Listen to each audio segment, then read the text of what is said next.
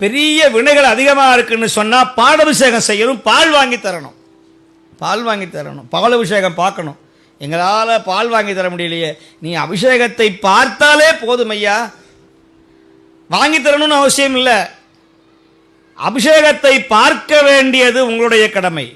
சுவாமிக்கு அபிஷேகம் பார்க்க வேண்டியது எவ்வளோ பெரிய புண்ணியங்கிறது யாருக்கும் கிடைக்காது, அந்த காட்சி யாருக்கும் கிடைக்காது.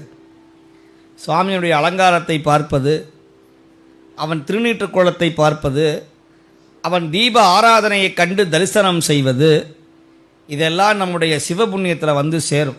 இதை செய்ய செய்ய செய்ய வினை கழியும். அதனால் அபிஷேகத்திற்கு நிறைய உதவிகள் செய்யணும்.